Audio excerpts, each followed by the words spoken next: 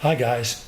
Hey, we're really excited to make this video and share some really good news with you. So Debbie, why don't you share a little bit?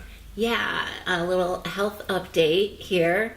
We were at Mayo Clinic last week and the week before, and we were in getting the results of my most recent scans, which was about 2 weeks ago.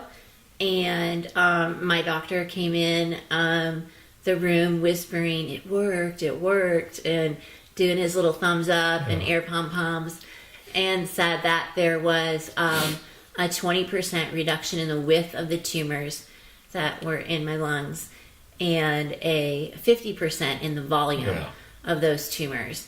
And so this is the very first time we have had a reduction or a reversal or anything like that. So we have a lot of hope in the treatment that he's got us on, and it's working as he would say. So it's very exciting. We're very encouraged. But if you'll hang with us just a few more minutes, I want to share a little bit about how we got here and then a little bit of what is in front of us as well. If you remember, we've done a fundraiser and everything to do about 60 days worth of alternative treatment for Debbie when she got back from her mission trip in Uganda, and we were going to do that down in Irvine, and we did that. And you guys were very generous, very giving, prayers, encouragements, and lots of money that you gave generously and sacrificially. And we just want to tell you how much we appreciate it all. But the disappointment came at the end of the treatment, of the 60 days of treatment. When we did the scans, there was very, very little improvement at all. As a matter of fact, some of Debbie's symptoms were even worse. And so we were in a fix. We needed to figure out what are we going to do now. And so, first of all, I just wanted to say, we want to be accountable to you. So we felt really, really badly that, that we felt to do that, and we asked you for the money. You gave the money. We did the treatment, and it didn't have the outcome that we were hoping for. And so we want to apologize for that. But we did it in good faith, in good heart, and it was just disappointing for us, and we're disappointed for you. But we were in a fix. So at the end of October, we had to decide what we were going to do. And so we had the holidays in front of us and 2 mission trips, one of which Debbie was supposed to be on and lead. So we went ahead and did all of that and finished up in grand style, actually, because of some amazing volunteers and some amazing people that are connected to BWO for our mission trip in Belize, and it was off the charts successful. So we got back, and the first week in January, and went right up to a Mayo Clinic at Debbie's primary oncologist. And why don't you tell him a little bit of what he said? Yeah, well, we went in, it was January 11th, and he had taken the scans the day before, and sorry, I'm crying here. Crying? I didn't know you were crying. Yeah, I'm crying. So anyways, I've got a great oncologist. His name is Dr. Bible.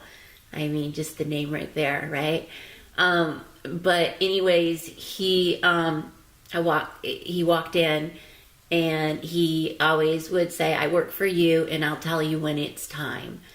And so that's why he had said before, if you want to try the alternative treatment before, go ahead and go try it then, he said. So that's why we did that earlier.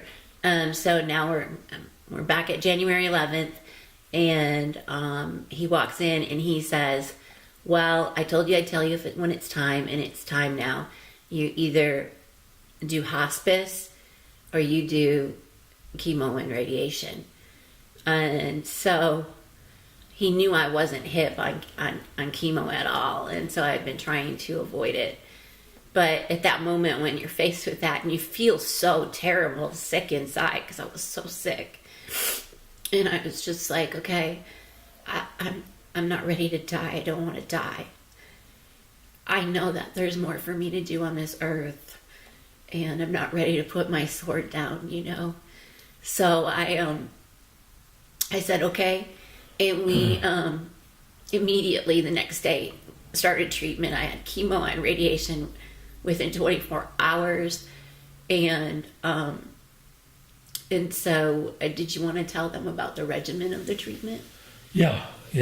What it looks like is the way the doctor put together not only her chemo but also the regimen is that we are in Minnesota, Rochester, Minnesota, Mayo Clinic for 9, sometimes 10 days, and where she receives treatment. And then we come back to Los Angeles for 12 days, where she recovers and we do a little bit of work, and then we go back again. And we're on this cycle for the future, for the immediate future anyway. It looks kind of like for the rest of this calendar year. We're trying to work out some details where we might be able to collaborate with someone in Los Angeles and Mayo Clinic, but that's just in the works. It's going to take some time to find the right person to collaborate with Mayo Clinic, and specifically with Dr. Bible. So what that looks like is our insurance covers most all of our medical needs, but what it doesn't cover, of course, is all the travel and the staying up there. Debbie's always finding the best airfare. Anyone that knows her knows that she's a guru at doing that. We stay at Airbnbs. We're finding the very best prices on ground transportation, on rental cars, and then there's just the fact that I miss work while we're gone, so there's a lack of income during that time. So we're on this cycle now for probably the rest of the year. And it costs about anywhere from $1,600 to $2,000 every time that we go. We're getting ready to go next Wednesday, as a matter of fact. And so we have run out of money. We've done, how many cycles have we done? 3, and we're getting ready to do 4. We're on our 4th cycle, and so we're basically out of funds. And we really don't want to do this. We really, especially after you guys have been so generous with us, with your prayers, with your encouragement, and with your finances, for us to reach out again, but we're not sure what to do. We haven't got any funds left, and so we're just asking our friends, our family, basically to think about it, to pray about it, and see if you want to help in some way with that. We have the same foundation we did before, so everything is tax deductible. You can write checks, or you can follow the link. It'll all be on this video on the post. If you care to give. Debbie, do you have anything more to say? Or? I just want to say thank you. Sorry, I've been over here crying. I just want to say thank you from the bottom of my heart. I have a lot of hope right now. Mark and I have hope. Yeah. This is the first time there's been a reversal in my condition. And we have a hope for the future. I'm starting to feel physically a little bit better, Yeah. That hasn't happened. So it just, I just want to look forward to the future and spending time with my grandchildren and going out on mission trips and seeing people get their lives changed for Jesus. Yeah. And I still want that to happen. I still think that there's life left in here. And so we're just coming to you and thanking you for before. Yeah.